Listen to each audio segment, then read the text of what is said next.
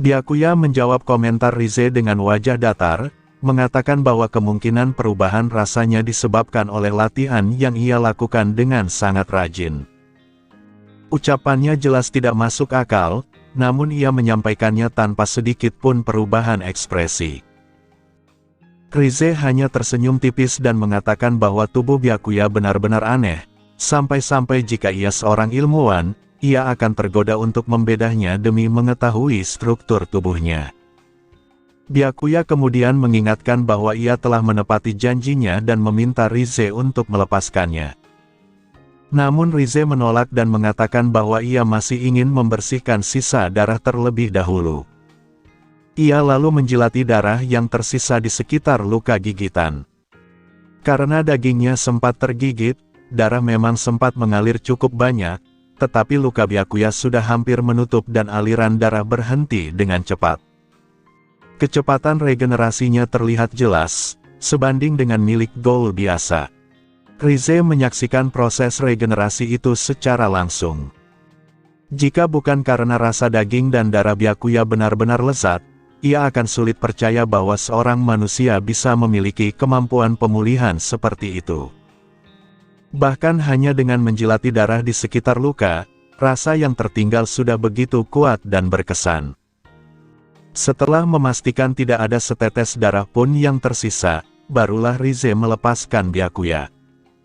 Tak lama kemudian, lukanya hampir sepenuhnya pulih. Byakuya lalu bertanya apakah mulai besok Rize akan kembali berburu manusia. Rize menjawab bahwa ia memang sedang mempertimbangkannya. Meskipun berbahaya, menurutnya itulah gaya hidupnya. Byakuya terdiam, menyadari bahwa Rize tetap keras kepala dan liar, bahkan dalam situasi seperti ini.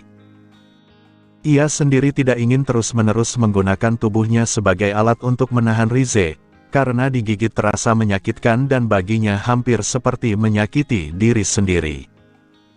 Rize tersenyum dan mengatakan bahwa jika Byakuya masih bisa memenuhi kebutuhannya, ia akan patuh dan mendengarkannya. Ucapan sebelumnya hanyalah pengantar menuju maksud sebenarnya. Byakuya menolak dengan tegas, mengatakan bahwa ia bukan seorang masokis dan tidak ingin digigit sesuka hati. Sistem tidak memberikan reaksi apapun terhadap keputusan ini.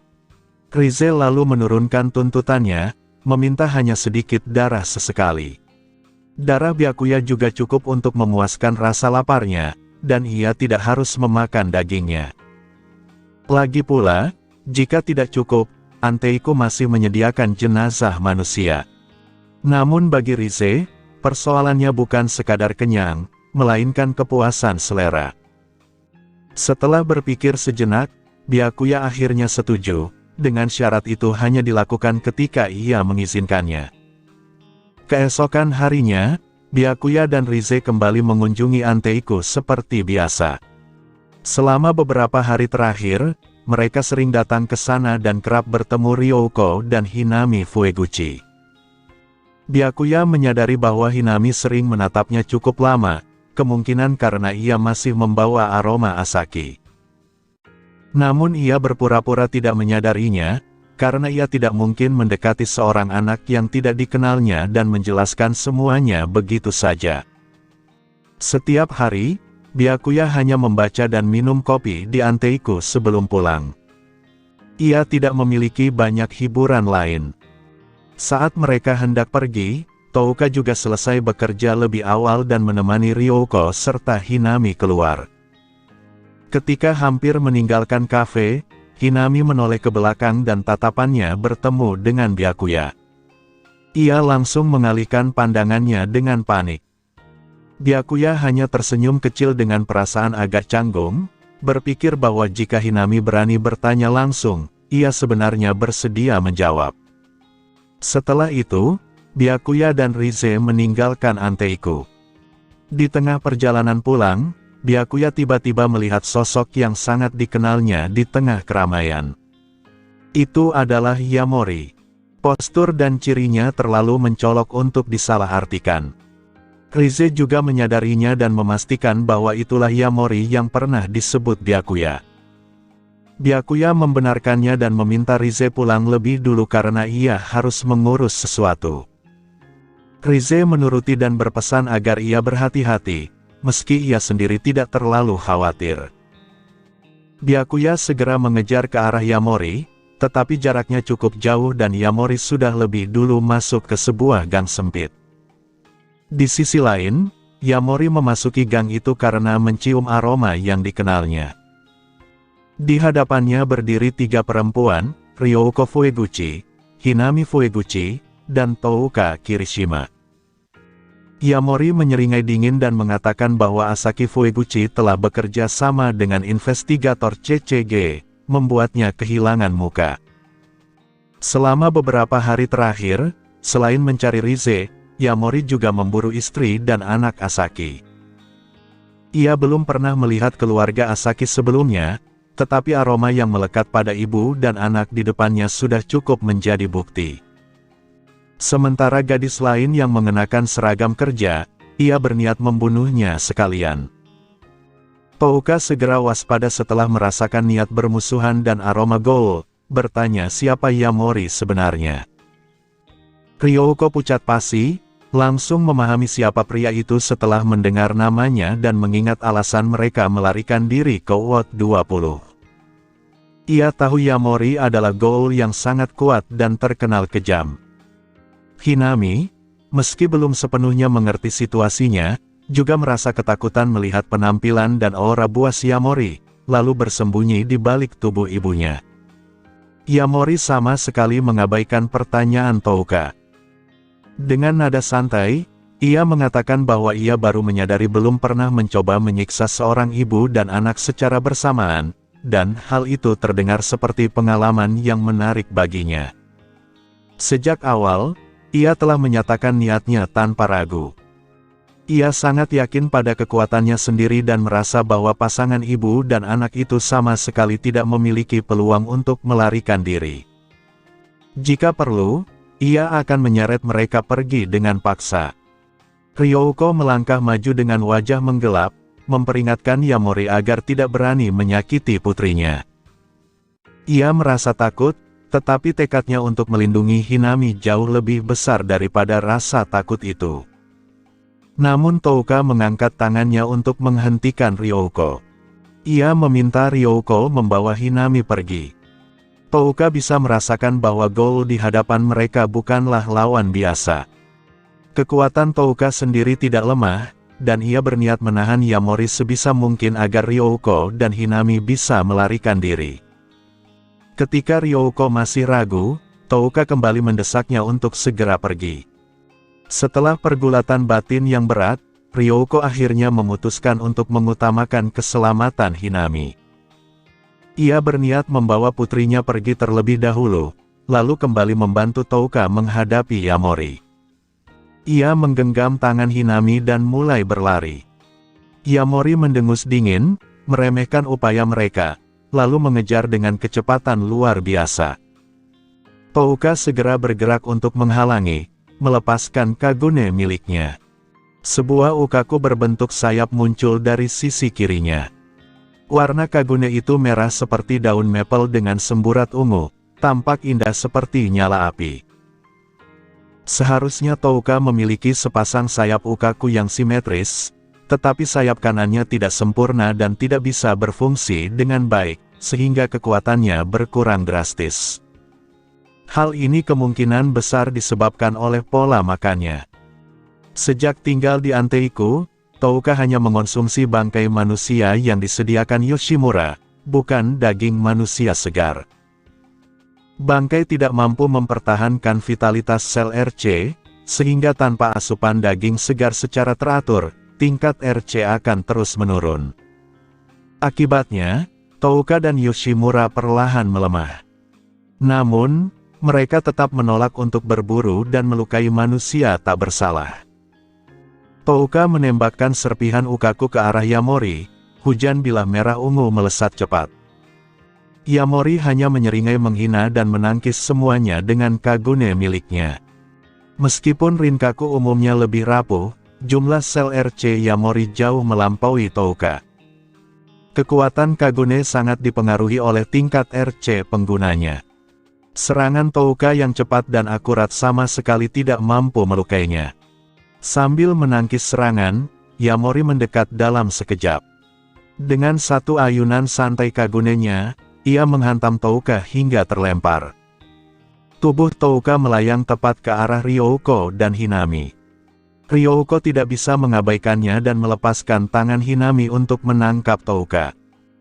Touka dengan suara mendesak kembali menyuruh Ryouko untuk lari, karena ia telah menyadari dari satu pertukaran singkat itu betapa besar jurang kekuatan di antara mereka. Ia bahkan tidak mampu menahan Yamori sesaat pun.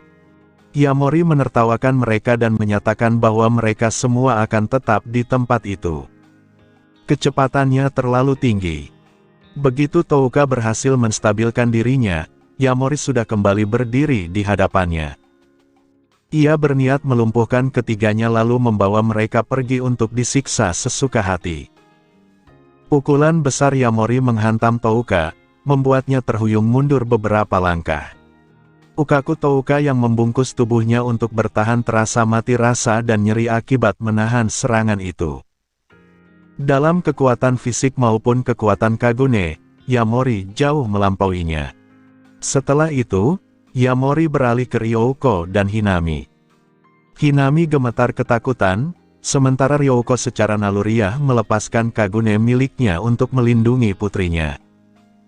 Kagune Ryouko adalah Koukaku berbentuk sayap besar menyerupai sayap ngengat atau kupu-kupu. Matanya berubah menjadi kakugan merah, dan ekspresinya bergeser dari takut menjadi marah dan penuh tekad. Namun, kekuatan Ryouko sama sekali tidak sebanding dengan Yamori yang merupakan setengah Kakuja. Yamori menembus Koukaku miliknya dengan mudah. Kagune bertipe pertahanan yang dikenal keras itu hancur seolah-olah rapuh seperti kertas. Tepat ketika Yamori menghancurkan pertahanan Ryouko dan hendak meraih Hinami, sesuatu menghantam bagian belakang kepalanya. Serangan itu hanya meninggalkan bekas dangkal, bahkan tidak sampai melukai kulitnya. Sebuah belati logam jatuh ke tanah dengan suara nyaring. Yamori berhenti dan menoleh ke belakang, mendapati bahwa benda itu hanyalah belati biasa, bahkan bukan kuin-kue. Meskipun hampir tidak terasa, Yamori ingin tahu siapa yang berani menyerangnya. Saat ia mengangkat pandangan, sesosok figur telah muncul di belakangnya. Yang terlihat hanyalah topeng putih dengan pola aneh dan sepasang mata merah menyerupai Kakugan. Sebelum Yamori sempat menyelesaikan ucapannya, sebuah tinju menghantam wajahnya dan menghancurkan hidungnya. Byakuya merasakan tinjunya sedikit mati rasa, menyadari betapa keras tulang Yamori. Ia tidak membawa kuin-kue, dan belati yang dilemparkannya hanyalah senjata biasa. Bahkan jika ia membawa ton, ia tidak akan menggunakannya, karena Mado dan Amon mungkin berada di Ward 20. Jika Mado melihat apa yang terjadi, masalah besar pasti akan timbul. Karena itu, Byakuya mengenakan topeng putih, memperoleh peningkatan kemampuan, dan bertarung melawan Yamori dengan gaya bertarung yang sama sekali tidak dikenal oleh CCG. Segala sesuatu terjadi begitu cepat hingga Touka dan Ryouko terpaku, tidak tahu siapa yang muncul untuk menolong mereka. Topeng itu membuatnya tampak seperti Ghoul, yang memang umum digunakan para Ghoul saat bertarung agar identitas mereka tidak diketahui manusia atau investigator CCG. Namun Hinami memperhatikan sesuatu yang lain. Pakaian pria bertopeng itu tampak sangat mirip dengan pakaian pemuda yang sering ia lihat di kafe sebelumnya. Touka adalah orang pertama yang bereaksi. Ia segera memanggil Ryouko dan Hinami agar pergi secepat mungkin. Ia tidak punya waktu untuk memikirkan siapa sebenarnya pria bertopeng itu. Prioritas utamanya adalah membawa mereka ke tempat yang aman. Ryouko sempat ragu. Naluri pertamanya adalah membantu penolong mereka. Ia tidak tega meninggalkan seseorang yang sedang menghadapi musuh sekuat itu sendirian. Namun ia segera menyadari kenyataan pahit bahwa dirinya terlalu lemah untuk memberikan bantuan berarti, sementara Hinami masih bersamanya. Keselamatan putrinya harus didahulukan. Tanpa ragu lagi, Ryoko menggenggam tangan Hinami dan melarikan diri bersama Touka. Keduanya sama sekali tidak menyadari siapa pria bertopeng itu. Berbeda dengan Hinami, mereka tidak pernah diam-diam memperhatikan Byakuya di kafe dan tidak mengenali pakaiannya, sehingga tidak menangkap adanya keterkaitan. Sementara itu, perhatian Yamori sepenuhnya beralih kepada Byakuya. Ia tidak lagi peduli pada wanita-wanita yang melarikan diri. Yang ada di pikirannya hanya satu, menghancurkan orang yang berani menyerangnya. Yamori mengaum keras dan mengayunkan dua tentakel Rinkaku-nya ke arah Byakuya. Namun bahkan tanpa mengaktifkan saringan, Byakuya mampu bereaksi. Dengan saringan 3 tomo yang kini aktif, pergerakan Kagune Yamori terasa lambat di matanya. Menghindar menjadi sesuatu yang sangat mudah. Sambil menghindari serangan, Byakuya dengan cepat membentuk segel tangan dan melepaskan jutsu elemen api, bola api besar. Pada jarak sedekat itu, bola api raksasa yang melesat dari mulutnya menghantam Yamori dan melemparkannya ke udara. Panasnya cukup efektif melawan Ghoul kelas B, tetapi bagi Yamori yang merupakan setengah Kakuja setidaknya berkekuatan S-Rank, api itu hanya menimbulkan rasa sakit hebat. Regenerasinya mampu mengimbangi luka bakar tersebut. Saat Yamori masih terlempar di udara, Byakuya menggunakan teknik Sunshin dan muncul tepat di atasnya. Sebuah tendangan kapak menghantam kepala Yamori, membantingnya ke tanah dengan kekuatan dahsyat hingga menciptakan kawah. Meski demikian, kekuatan ini masih belum cukup untuk menundukkan Ghoul S-Rank hanya dengan pertarungan jarak dekat. Yamori segera bangkit dan menyerang balik dengan kedua tentakel Kagune-nya saat Byakuya masih melayang sesaat di udara. Byakuya kembali menggunakan Sunshin untuk menghindar, kali ini muncul di belakang Yamori dan menendangnya hingga terlempar menghantam dinding, mempermainkannya sepenuhnya. Penghinaan demi penghinaan akhirnya membuat Yamori kehilangan kendali. Didorong oleh amarah dan rasa malu, ia mengeluarkan kartu trufnya. Tubuhnya mulai berubah, Kagune berwarna merah gelap menyelimuti separuh tubuhnya dari kepala hingga lengan kanan. Cakar besar di tangan kanannya memancarkan kekuatan mengerikan. Ghoul biasa umumnya hanya memiliki 1 Kakuhou. Yamori memiliki 3, 2 diantaranya didapat melalui kanibalisme, yang memungkinkannya mencapai bentuk Kakuja. Dalam wujud setengah Kakuja ini, kewarasannya mulai runtuh. Napasnya terengah-engah, ekspresinya berubah liar, dan kecepatan geraknya meningkat lebih dari 2 kali lipat saat ia menerjang Byakuya seperti binatang buas. Byakuya tetap tenang. Ia menggunakan ratusan fusion points yang telah ia simpan, meningkatkan progres fusi dan kekuatannya secara signifikan.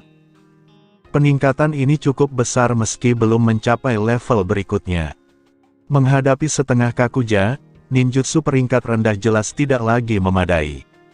Dengan cepat, Byakuya membentuk segel tangan dan melepaskan jutsu elemen api peringkat B, penghancuran api besar. Sambil mundur cepat, ia memuntahkan bola api raksasa yang jauh lebih besar dan lebih destruktif daripada sebelumnya. Bola api itu melesat seperti meteor, tidak memberi Yamori ruang untuk menghindar. Api melalap tubuh Yamori dan menyebar di tanah. Byakuya sengaja mengarahkan serangan agar tidak mengenai bangunan sekitar, menghindari korban sipil. Api ini bukan api biasa. Meski tidak abadi, api tersebut sulit dipadamkan dan justru semakin membara seiring waktu. Yamori hanya bisa menjerit kesakitan dan amarah. Ia tidak memiliki cara untuk mengatasi api yang terus membakar tubuhnya. Dalam kegilaan, ia menghantam tanah berulang kali, memperdalam kawah yang sudah ada. Namun bahkan dalam kondisi seperti itu, ia masih mengunci Byakuya sebagai target dan menyerbu kembali, tubuhnya diselimuti api. Byakuya kembali menggunakan teknik peringkat B lainnya, elemen api, persembunyian dalam abu. Ia memuntahkan awan abu panas bercampur api yang meledak saat menyentuh Yamori. Serangan ini menambah kerusakan akibat panas sekaligus menghancurkan penglihatan Yamori sepenuhnya. Diselimuti api dan abu membara, Yamori mengamuk tanpa arah seperti serangga tanpa kepala. Luka bakar yang terus-menerus akhirnya menghancurkan sisa kewarasannya. Regenerasi pun memiliki batas. Tubuh yang terus terbakar dan terus beregenerasi menguras sel RC hingga habis.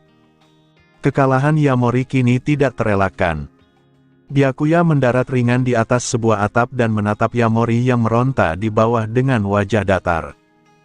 Ia memilih menunggu saat yang tepat untuk memberikan serangan terakhir. Tidak ada warga sipil yang berani mendekat, karena keributan ini jelas menunjukkan adanya pertempuran antara investigator CCG dan Ghoul. Mendekat berarti bunuh diri. Raungan Yamori yang menyerupai binatang membuat seluruh area sekitar menjauh. Tak lama kemudian, Yamori benar-benar kehabisan tenaga, sebagian besar karena gerakan liarnya sendiri. Api yang terus membakar meninggalkannya di ambang kematian. Tubuhnya hancur dan mengerikan saat ia akhirnya roboh telungkup di tanah. Penderitaan itu seolah membangkitkan ingatan akan penyiksaan masa lalunya di tangan Tokage. Air mata mengalir dari matanya ketika ia bergumam tak sadar, memanggil ibunya dan memohon agar tidak ditinggalkan sendirian.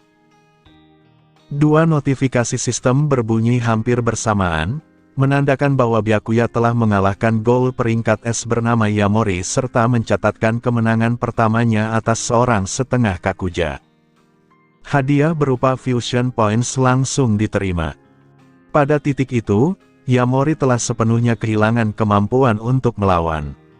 Bahkan jika Byakuya meninggalkannya begitu saja, api yang terus membakar tubuhnya pasti akan mengakhiri hidupnya. Saat Byakuya bersiap hanya untuk menunggu kematian Yamori, notifikasi sistem lain muncul. Sebuah misi dengan mekanisme Divine Selection terpicu, menawarkan 3 pilihan. Pilihan pertama adalah membunuh Yamori sepenuhnya dan mendapatkan Queen Kue peringkat S+ bernama 13 S Jason dengan imbalan 1 Fusion Point.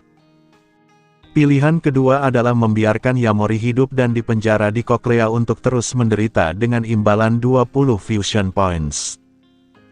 Pilihan ketiga adalah menyelamatkan dan menundukkan Yamori, meski ada risiko pengkhianatan, dengan hadiah 50 Fusion Points. Meski pilihan ketiga menawarkan poin yang besar, Byakuya langsung menolaknya. Risiko pengkhianatan berarti menyimpan ancaman yang bisa meledak kapan saja. Ia sama sekali tidak tertarik. Dibandingkan itu, memperoleh Queen Kue peringkat S+ secara langsung jelas merupakan pilihan terbaik, karena kekuatannya akan jauh melampaui senjata peringkat B yang saat ini ia miliki. Byakuya melompat turun dari atap dan mendarat dengan mulus di depan Yamori. Dengan sisa kekuatannya, Yamori mengangkat kepalanya dan melihat lawannya perlahan melepas topeng putih itu. Saringan 3 tomo di mata Byakuya masih aktif. Begitu wajah itu terlihat jelas, mata Yamori membelalak, pupilnya bergetar hebat. Wujud setengah Kakujanya telah menghilang akibat luka parah, dan pikirannya sempat kembali jernih sesaat sebelum kematian. Pada momen singkat itu, ia menyadari kebenaran yang mengejutkan, orang yang mengalahkannya adalah investigator manusia yang pernah ia temui sebelumnya. Sejak awal, Yamori mengira pria bertopeng itu adalah seorang Ghoul. Kemampuan api bukanlah sesuatu yang mustahil bagi Ghoul tertentu, seperti Tatara dari Aogiri Tree. Namun kini semua itu tidak masuk akal baginya. Ia tidak lagi mampu membedakan apakah Byakuya manusia atau Ghoul. Meski demikian, hal itu sudah tidak berarti apa-apa. Hidupnya telah mencapai akhir. Yamori mati dengan mata terbuka lebar, urat-urat darah tampak jelas. Apakah itu karena penolakannya untuk mati di tempat itu, atau karena keterkejutan akan identitas asli Byakuya? Tidak ada yang pernah tahu. Notifikasi sistem terakhir berbunyi, menandakan bahwa Byakuya telah menyelesaikan pilihan pertama dan menerima satu fusion point.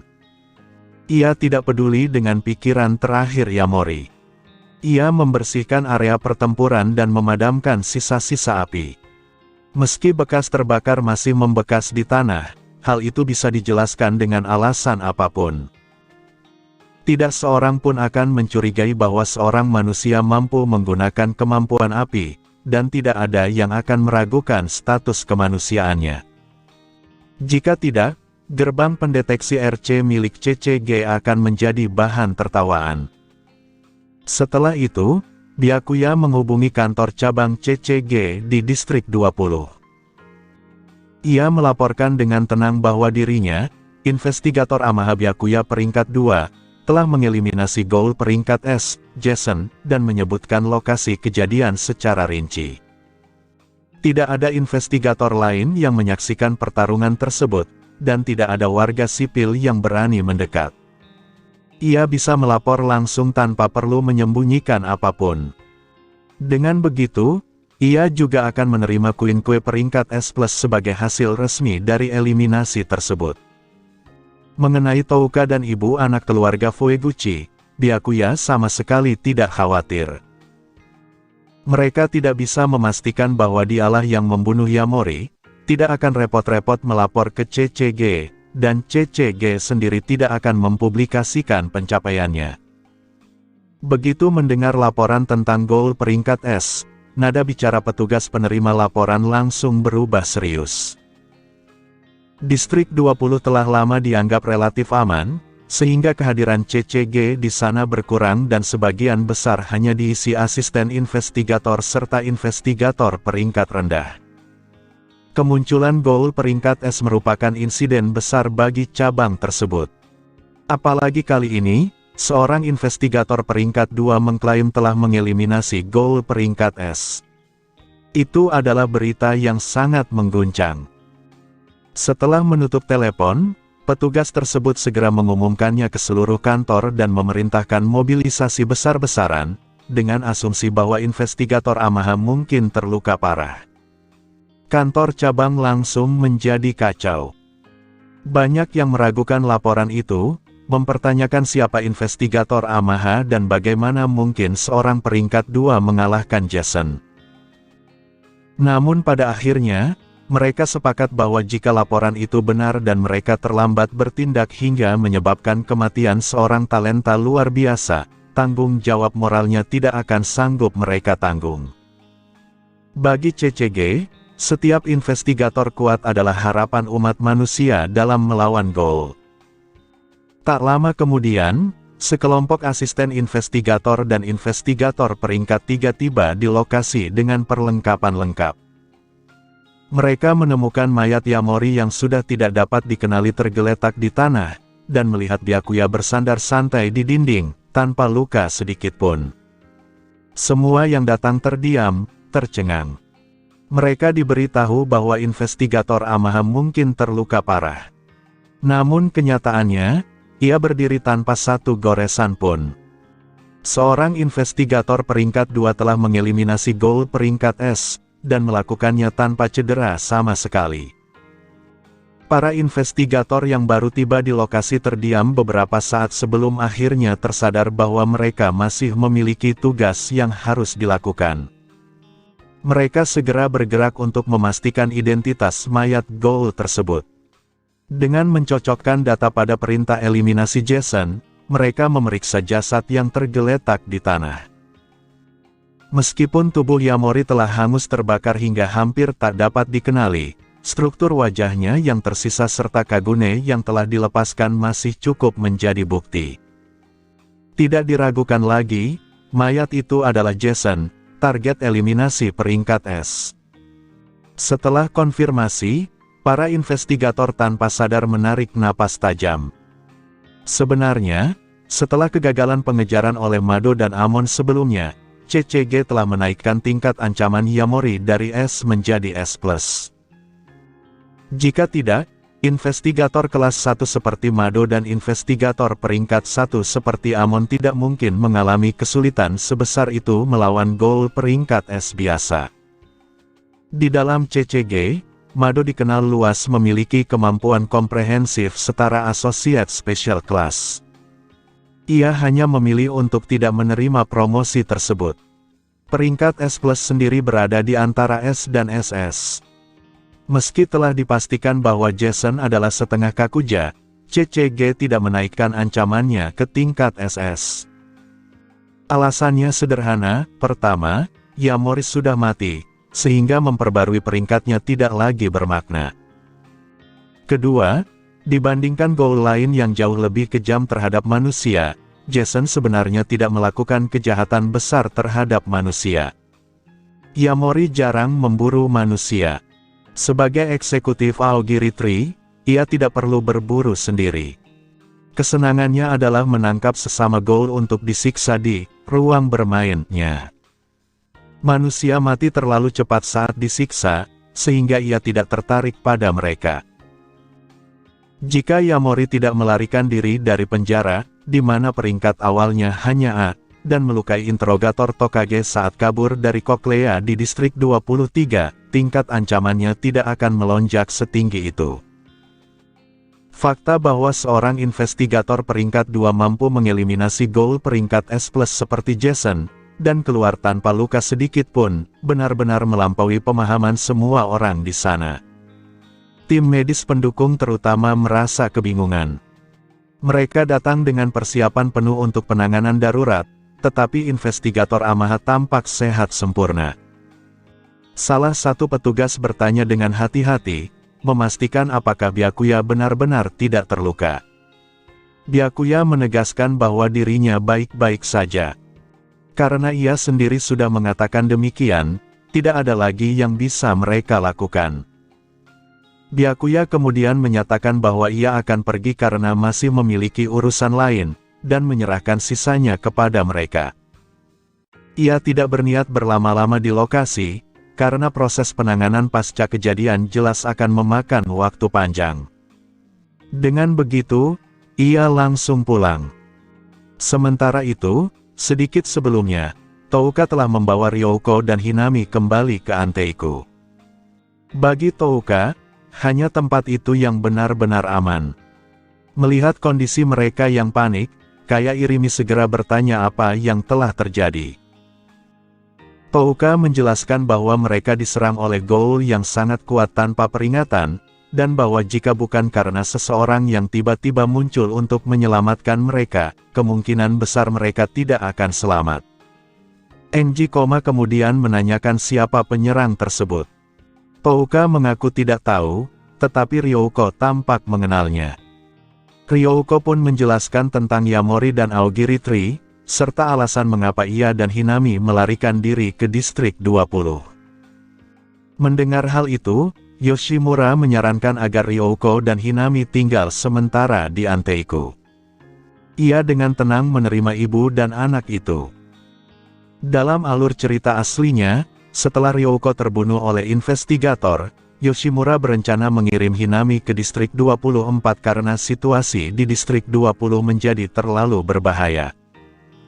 Dengan identitas Hinami terbongkar dan Mado yang terus memburunya, Yoshimura khawatir lebih banyak investigator akan membanjiri distrik 20. Ia bahkan sempat mempertimbangkan mengorbankan Hinami, sampai Touka dengan keras menentangnya. Distrik 24 sendiri adalah tempat brutal, hampir mustahil bagi Hinami untuk bertahan hidup. Melihat bagaimana Yoshimura memperlakukan putrinya sendiri, Kaneki, dan Hinami, sifat dasarnya adalah bertahan hidup dengan cara melarikan diri atau mengorbankan sesuatu. Ia pernah meninggalkan istri dan anaknya demi menghindari kejaran V, dan pernah pula mempertimbangkan mengorbankan Hinami serta Kaneki. Namun pada akhirnya, ia berubah, berhenti melarikan diri, mempercayakan harapan pada Kaneki, dan menerima kematiannya sendiri. Tiba-tiba, Hinami angkat bicara. Ia mengatakan bahwa ia merasa mengenali orang yang tadi menyelamatkan mereka. Touka langsung bertanya apakah yang dimaksud adalah pria bertopeng putih. Hinami mengangguk dan menjelaskan bahwa ia mengenali pakaian yang dikenakan pria itu, serta mencium aroma yang terasa familiar. Ia yakin aroma dan pakaiannya sangat mirip dengan seorang pemuda bernama Amaha Byakuya. Dalam kekacauan dan bahaya, Hinami masih sempat memperhatikan detail tersebut dan sengaja mencoba menangkap aromanya. Meski hanya samar, ia merasa hampir pasti bahwa itu adalah orang yang sama. Touka langsung menolak kemungkinan itu. Baginya, Amaha Byakuya hanyalah mahasiswa manusia biasa. Ia pernah berada cukup dekat dengannya dan yakin aroma yang ia cium adalah aroma manusia. Sementara pria bertopeng itu memiliki mata merah seperti Kakugan dan mengenakan topeng, sesuatu yang hampir selalu identik dengan Ghoul. Secara logika, Byakuya dan pria bertopeng itu tidak mungkin orang yang sama. Namun Hinami tetap yakin dengan perasaannya. Yang paling membuatnya resah adalah kenyataan bahwa pemuda itu telah menyelamatkan mereka. Ia bertanya-tanya apakah ia mungkin teman ayahnya, dan apakah itu sebabnya ia membawa aroma sang ayah. Touka akhirnya berkata bahwa, terlepas dari benar atau tidaknya dugaan Hinami, ia harus kembali ke lokasi. Orang itu telah menyelamatkan mereka, dan ia tidak bisa begitu saja meninggalkannya. Sekaligus, ia bisa memastikan sendiri apakah intuisi Hinami benar. Meski demikian, jauh di dalam hatinya, Touka masih tidak percaya bahwa pria bertopeng itu adalah Amaha Byakuya. Yoshimura menyarankan agar Touka tidak pergi sendirian dan meminta Renji Yomo menemaninya, karena situasi belum aman. Dengan Yomo di sisinya, Touka tidak perlu takut pada Yamori. Yomo adalah Ghoul peringkat SS dengan Kagune atribut petir seperti Hikari Kirishima. Meskipun bukan setengah Kakuja, kekuatannya melampaui Yamori, bahkan Ghoul SS setengah Kakuja seperti Uta hanya mampu bertarung imbang dengannya. Touka dan Yomo kembali ke gang tempat mereka sebelumnya diserang. Namun setibanya di sana, lokasi tersebut sudah dipenuhi oleh investigator CCG. Area telah dipasangi garis pembatas, dan seorang investigator menghentikan mereka, meminta warga sipil untuk tidak mendekat karena baru saja terjadi insiden berbahaya. Touka berpura-pura terkejut dan bertanya apakah ada Ghoul. Investigator itu menjelaskan bahwa memang ada Ghoul yang sangat berbahaya, tetapi ia sudah dieliminasi oleh salah satu investigator CCG dan mereka sedang mengurus tempat kejadian. Touka kemudian berpura-pura antusias, bertanya siapa investigator tersebut, berapa umurnya, dan apakah ia tampan, berperan sebagai gadis penggemar dengan sangat meyakinkan. Sambil berbicara, ia mencium aroma darah yang tertinggal, termasuk aroma khas Yamori, sehingga ia yakin Ghoul yang dieliminasi adalah Yamori. Namun hal itu justru membuat Touka semakin bingung. Menurut Ryouko, Yamori adalah eksekutif Aogiri Tree dengan kekuatan mengerikan, dan Touka sendiri telah merasakannya. Sosok yang membantu mereka kabur jelas-jelas adalah Ghoul. Lalu bagaimana mungkin seorang investigator CCG yang menghabisi Yamori? Kemungkinan bahwa seorang Ghoul menjadi investigator CCG hampir mustahil, tetapi Hinami bersikeras bahwa orang yang menolong mereka adalah Amaha Byakuya. Pikiran Touka semakin kusut. Meski investigator itu ramah, ia menolak membocorkan identitas rekan kerjanya dengan alasan privasi dan meminta mereka mengambil jalan memutar. Touka pun berpura-pura kecewa dan kembali ke Anteiku bersama Yomo untuk melaporkan apa yang mereka temukan.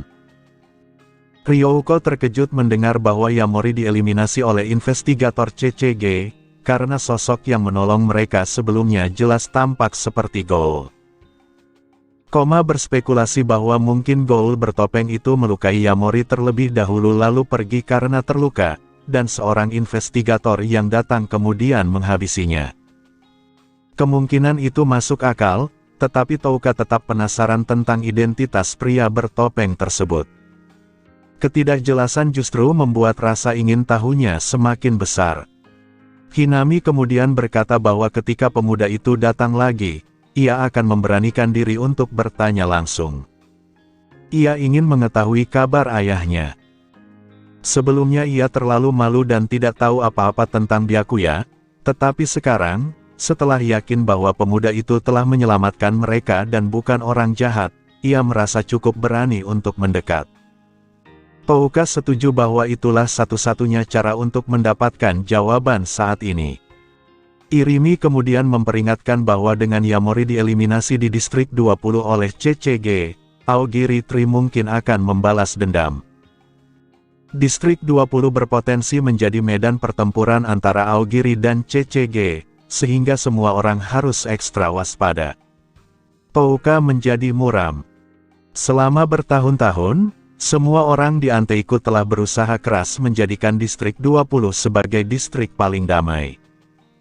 Kedatangan Yamori telah menghancurkan kedamaian itu dan bisa memicu rangkaian kejadian buruk. Ryouko dan Hinami merasa bersalah karena berpikir bahwa jika mereka tidak datang ke distrik 20, Yamori tidak akan mengikuti. Namun kenyataannya, bukan mereka penyebab semua ini. Misi utama Yamori adalah menangkap Rize. Mengejar mereka hanyalah sampingan. Yamori memang sudah ditakdirkan untuk mati. Koma yang menyadari rasa bersalah mereka berusaha mencairkan suasana. Ia mengatakan bahwa apa yang terjadi tidak bisa diubah, dan Aogiri belum tentu langsung berperang dengan CCG. Ia juga menambahkan bahwa bergabungnya Ryouko dan Hinami adalah hal baik, karena Anteiku mendapatkan 2 tangan tambahan untuk membantu. Irimi setuju, mengatakan tidak perlu terlalu pesimistis. Ryouko dan Hinami pun merasa sedikit lebih lega dan bertekad membantu Anteiku semampu mereka. Sementara itu, Byakuya telah kembali ke rumah.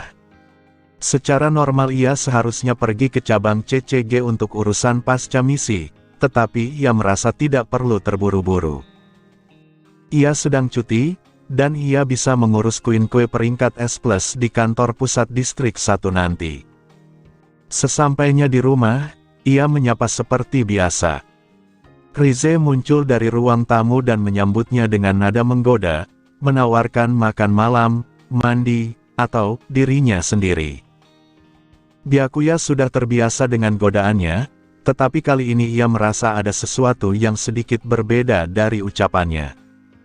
Byakuya dan Rize duduk bersama di ruang tamu. Rize menanyakan hasil perburuan Yamori. Byakuya menjawab dengan tenang bahwa Yamori telah dieliminasi secara resmi sebagai investigator CCG. Rize hanya mengangguk singkat, lalu tiba-tiba menarik kaus Byakuya untuk memeriksa tubuhnya, memastikan tidak ada luka. Dengan kemampuan regenerasinya, luka kecil pun seharusnya sudah sembuh. Rize bahkan berniat melanjutkan aksinya, tetapi Byakuya segera menahan tangannya dan mengingatkannya agar tidak berlebihan, meskipun hanya bercanda. Rize berdalih bahwa ia hanya memeriksa kondisi fisiknya. Byakuya kemudian mengingatkan Rize bahwa dengan kematian Yamori, Aogiri Tree kemungkinan akan bergerak. Ia menyarankan Rize untuk lebih berhati-hati. Banyak pihak mengincar Rize, Aogiri Tree, klan Wasu, Nimura Furuta, bahkan kemungkinan Eto Yoshimura. Yamori hanyalah awal. Masalah yang lebih besar masih menunggu. Keesokan harinya di Anteiku, Byakuya dan Rize datang seperti biasa untuk membaca. Ryouko dan Hinami juga berada di sana. Sistem kemudian memberikan notifikasi bahwa misi perlindungan terhadap Ryouko dan Hinami telah selesai, memberinya 50 fusion points. Keselamatan mereka telah terjamin. Namun begitu duduk, Byakuya merasakan tatapan Hinami yang jauh lebih intens dari biasanya. Tidak hanya Hinami, Ryouko dan Touka juga memperhatikannya. Byakuya menyadari bahwa mereka kemungkinan telah menyimpulkan bahwa pria bertopeng kemarin adalah dirinya. Ia tidak terkejut, karena ia hanya mengenakan topeng tanpa mengganti pakaian, dan ia juga mengenakan pakaian yang sama di kafe. Byakuya berpura-pura tidak menyadari apapun dan mulai mengalokasikan poin sistemnya. Status menunjukkan Fusion Progress berada di VV, 470/500 dengan 101 Fusion Points tersisa. Ia memutuskan untuk tidak menahan diri dan langsung menaikkan level fusi ke LV3, penasaran apakah saringannya akan berevolusi menjadi Mangekyo. Setelah menggunakan poin, sistem mengonfirmasi kenaikan ke Fusion LV3 dan memberinya berbagai kemampuan baru, Mangekyo Saringan, Hashirama Cells LV3, Taijutsu LV3, Susanoo, Ninjutsu peringkat A Fire Style, Dragon Flame Chatrawaul, Transcription Cell, serta Wood Style, Deep Forest Emergence. Byakuya memperhatikan bahwa sekali lagi, Genjutsu tidak diberikan. Ia menyadari bahwa Genjutsu di dunia ini bermasalah karena manusia dan Ghoul tidak memiliki cakra. Sebagian besar Genjutsu membutuhkan aliran cakra untuk bekerja, sehingga sistem membatasi penggunaannya. Sistem kemudian menegaskan bahwa selain Infinite Tsukuyomi, Byakuya tidak dapat menggunakan Genjutsu apapun. Sistem juga menjelaskan bahwa Infinite Tsukuyomi yang akan ia peroleh adalah versi modifikasi, dengan detail yang masih dirahasiakan dan akan dibuka secara bertahap. Byakuya menerimanya dan merasa penasaran. Versi asli Infinite Tsukuyomi tidak akan berguna di dunia ini, sehingga versi modifikasi jelas memiliki fungsi lain. Sementara itu, Hinami terlihat gelisah. Ia telah bertekad untuk bertanya langsung kepada Byakuya, tetapi ketika saatnya tiba, rasa malunya kembali muncul. Touka memperhatikan hal itu dan memutuskan untuk membantu. Ia menghampiri Byakuya secara langsung dan memintanya ikut sebentar karena ada seseorang yang ingin berbicara dengannya. Byakuya menyetujui dengan tenang. Rize hanya melirik Touka sekilas lalu kembali membaca, tidak ikut campur. Touka membawa Byakuya ke lantai 2. Menyadari kesempatan itu, Hinami menggenggam tangan ibunya dan ikut naik. Di ruang santai lantai 2, Byakuya duduk di sofa sementara Touka menyeduhkannya kopi. Byakuya bertanya siapa yang ingin menemuinya, masih berpura-pura tidak tahu apa-apa. Touka mengatakan orang itu akan segera datang, tetapi sebelumnya ada satu hal yang ingin ia pastikan. Ekspresinya menjadi serius. Ia mendekat ke Byakuya dan mulai mencium aroma di sekitarnya dengan hati-hati, bahkan condong ke arah leher dan tulang selangkanya untuk memastikan aroma yang lebih kuat. Touka membungkuk dan mencium aroma di sekitar leher Byakuya. Ia melakukannya tanpa pikiran lain dan tanpa rasa malu. Byakuya sendiri tidak sepenuhnya yakin apa yang sedang dilakukan Touka. Ia menduga Touka sedang memastikan apakah dirinya manusia atau Ghoul. Touka memejamkan mata dan menganalisis aroma yang tercium. Selain aroma Rize, tidak ada bau khas Ghoul sama sekali. Aroma itu jelas aroma manusia. Hal ini justru semakin meyakinkannya bahwa pria bertopeng kemarin bukanlah Byakuya. Ia masih ingat jelas sepasang mata merah itu. Meski jika dipikir ulang mata tersebut memang terasa berbeda dari Kakugan, ia tahu manusia biasa tidak mungkin memiliki mata seperti itu. Pada saat itu, Ryouko dan Hinami masuk ke ruang santai. Dari sudut pandang mereka, wajah Byakuya tertutup oleh tubuh Touka. Sekilas, pemandangan itu terlihat ambigu. Hinami yang masih kecil namun tidak polos langsung salah paham. Wajahnya memerah, dan ia spontan meminta maaf sambil berlari keluar ruangan seperti kelinci yang terkejut. Ryouko juga tersenyum canggung dan berniat mundur, mengira mereka sedang mengganggu momen pribadi. Touka langsung menyadari kesalahpahaman itu dan buru-buru menyangkal. Ia membutuhkan usaha cukup lama untuk menjelaskan dengan pelan kepada Ryouko dan Hinami di luar ruangan. Sementara itu, Byakuya duduk sendirian di ruang santai, dengan tenang meminum kopinya. Meski Touka menurunkan suaranya, ia dapat menebak tujuan mereka memanggilnya ke lantai 2, yaitu untuk mengonfirmasi kejadian kemarin. Tak lama kemudian, Touka kembali bersama Ryouko dan Hinami. Touka telah kembali tenang dan memperkenalkan bahwa merekalah yang ingin berbicara dengan Byakuya. Ketiganya duduk berhadapan dengannya. Byakuya memandang Ryouko dan Hinami dengan ekspresi bertanya. Hinami memberanikan diri berbicara lebih dulu. Ia bertanya apakah Byakuya adalah orang yang menyelamatkan mereka kemarin dan mengucapkan terima kasih. Lalu ia bertanya lagi apakah Byakuya mengenal ayahnya, karena ia mencium aroma ayahnya pada diri Byakuya. Sistem pun memunculkan pilihan. Setelah mempertimbangkan situasi, Byakuya memutuskan untuk jujur. Ia mengakui bahwa memang dialah orang yang menyelamatkan mereka, lalu menyebut nama Asaki Fueguchi dan memastikan identitas ayah Hinami. Hinami langsung berseri-seri dan mengangguk antusias, semakin yakin bahwa Byakuya mengenal ayahnya dan menganggapnya sebagai teman ayahnya. Namun Touka tak bisa menahan diri dan hampir menyebut bahwa sosok kemarin jelas bukan manusia biasa. Ia cepat menutup mulutnya sebelum mengatakan terlalu jauh. Byakuya dengan tenang menjelaskan bahwa mata merah tersebut hanyalah lensa kontak berwarna yang ia gunakan saat menjalankan misi investigasi, dibuat khusus untuk menipu target, begitu pula dengan topeng yang ia kenakan. Penjelasannya terdengar sangat alami dan meyakinkan. Touka sempat menerima penjelasan itu, namun kemudian tersadar pada satu hal penting. Istilah, misi investigasi, hanya digunakan oleh investigator. Ia langsung menanyakan apakah Byakuya adalah seorang investigator. Byakuya menjawab dengan jujur bahwa ia memang anggota CCG. Ia menegaskan bahwa dirinya bukanlah teman ayah Hinami. Sistem pun mengonfirmasi penyelesaian pilihan ketiga dan memberikan 50 fusion points. Ekspresi Ryouko dan Hinami langsung berubah. Fakta bahwa Byakuya adalah investigator CCG yang pernah berhubungan dengan Asaki menimbulkan ketakutan besar. Mereka khawatir Asaki telah ditangkap atau dibunuh. Lebih buruk lagi, saat melawan Yamori, Ryouko dan Touka telah memperlihatkan Kagune mereka. Artinya Byakuya tahu bahwa mereka adalah Ghoul dan mengetahui identitas mereka. Bagi Touka dan keluarga Fueguchi, ini adalah situasi yang sangat berbahaya. Ghoul yang identitasnya diketahui investigator biasanya akan diburu tanpa henti.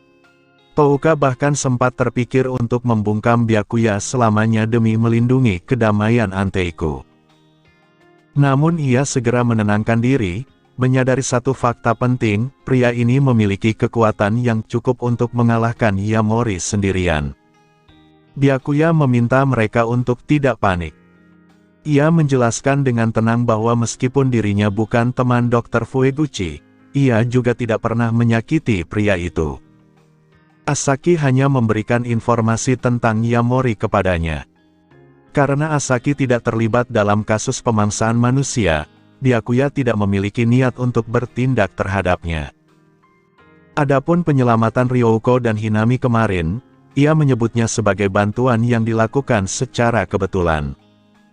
Penjelasan tersebut tidak terdengar seperti upaya melindungi Ghoul. Dalam aturan CCG, tidak ada kewajiban untuk membasmi semua Ghoul, hanya larangan untuk melindungi mereka secara aktif. Selain itu, Ghoul memang tidak memiliki perlindungan hukum.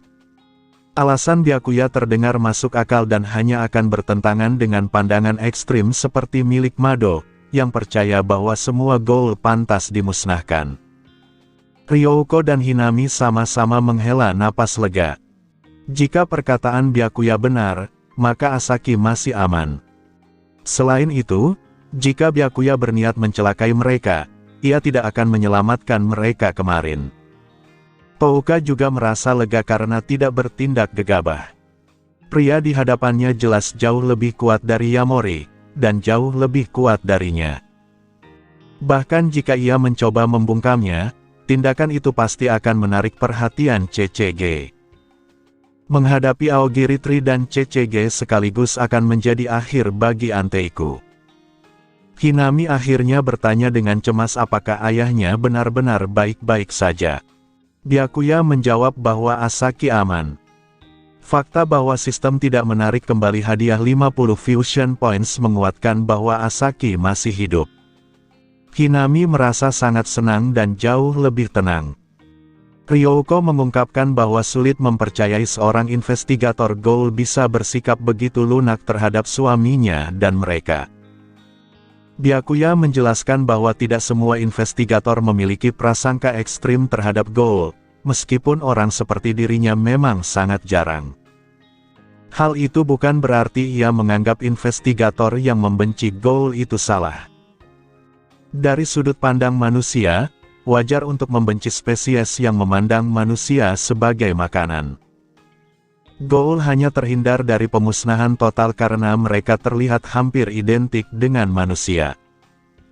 Jika mereka adalah makhluk lain yang secara terbuka memangsa manusia, mereka pasti sudah lama dibasmi. Sudut pandang juga sangat berpengaruh. Kisah asli dunia ini mengikuti perspektif Kaneki sebagai Ghoul bermata satu, membuat pembaca cenderung bersimpati pada Ghoul. Jika ceritanya mengikuti Kaneki sebagai investigator manusia, pandangan terhadap Ghoul akan sangat berbeda. Sebagai seseorang yang berpindah ke dunia ini, Byakuya memiliki sudut pandang yang lebih luas. Ia memahami bahwa kebencian manusia terhadap Ghoul adalah hal yang alami. Bahkan kebencian ekstrim seperti milik Mado masih bisa dipahami, mengingat istrinya pernah dimakan Ghoul hingga tak berbentuk.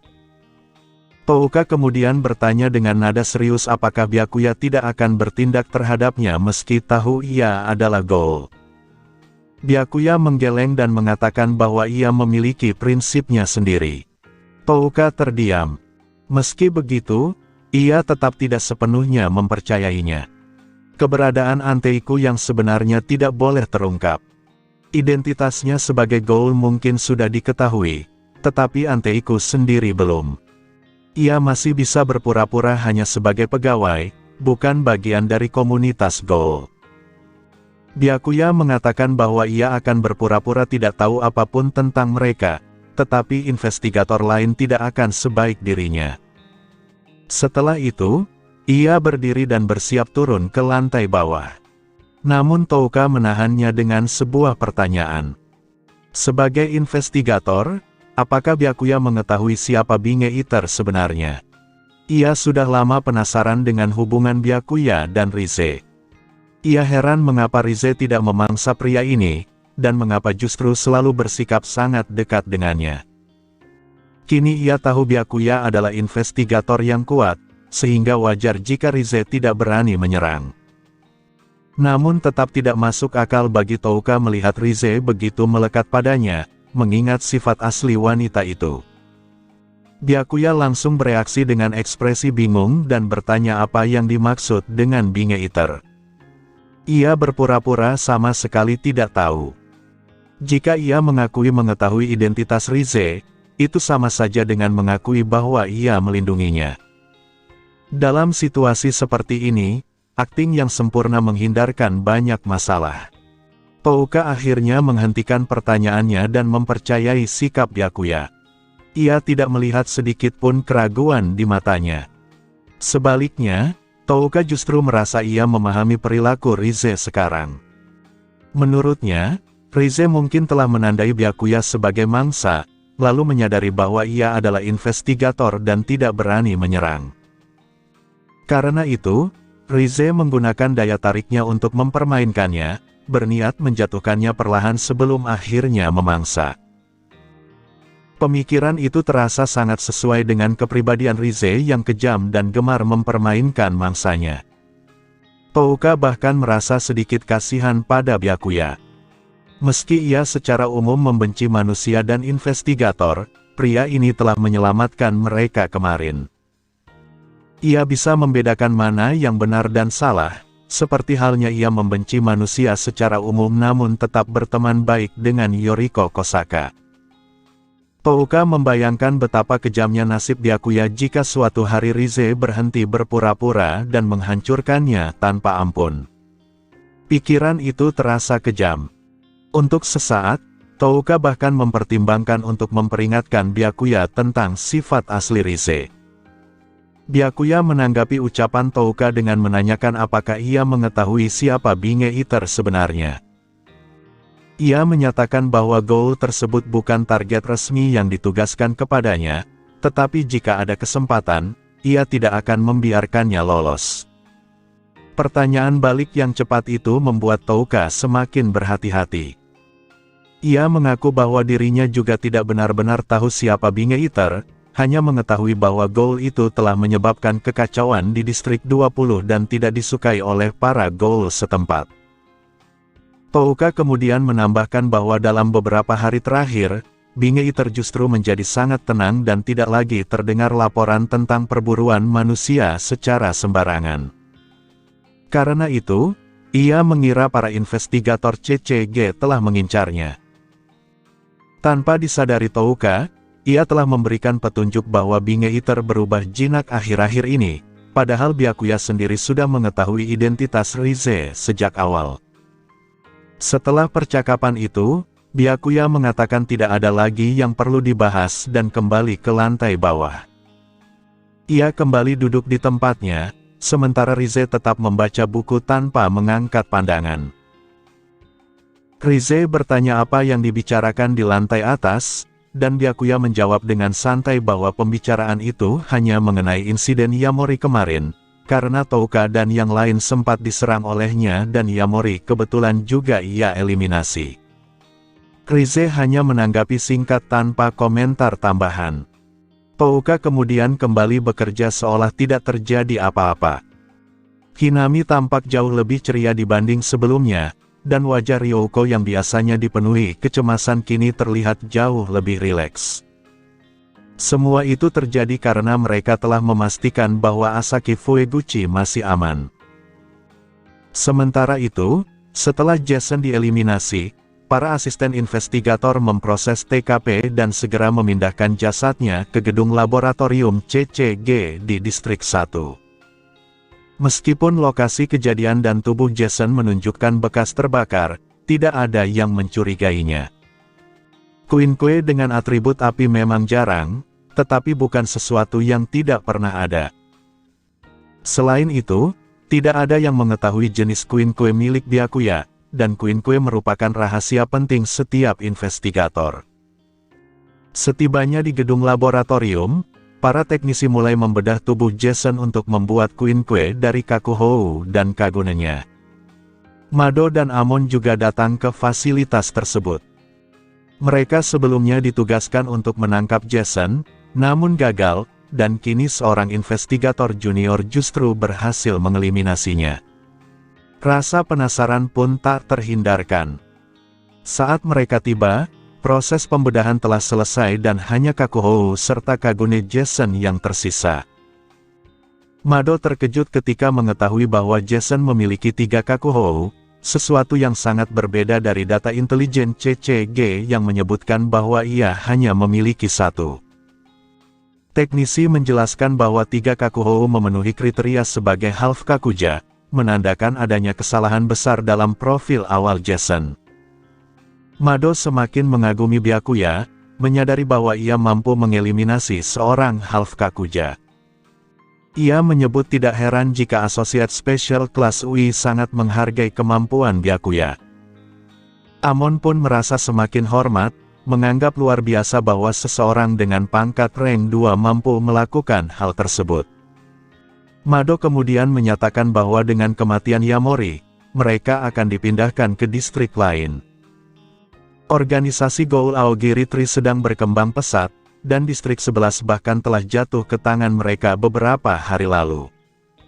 Meski membicarakan ancaman besar, ekspresi Mado justru terlihat bersemangat. Ia menyuruh Amon mempersiapkan diri karena musuh-musuh ke depan akan jauh lebih mengerikan. Dalam benaknya, bayangan All Goal yang membunuh istrinya kembali muncul, memperkuat obsesi Mado terhadap kekuatan dan Quinque sebagai senjata utama investigator. Amon menjawab dengan tegas tanpa menunjukkan rasa takut. Masa cuti Byakuya pun berakhir.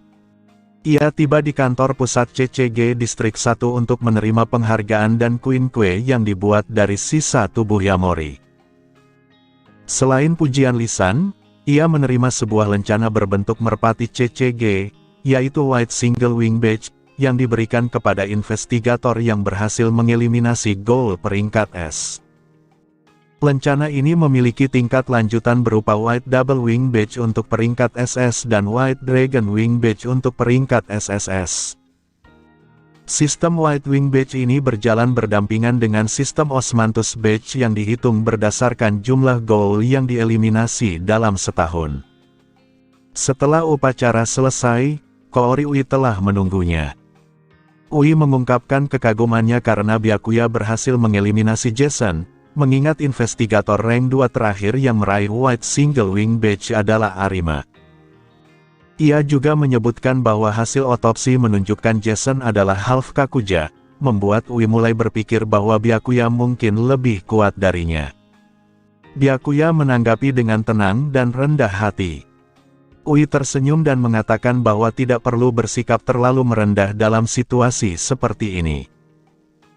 Ia kemudian memberitahu bahwa Queen milik Byakuya, 13S Jason, telah selesai dibuat, dan mengajaknya menuju gedung laboratorium untuk melihatnya secara langsung.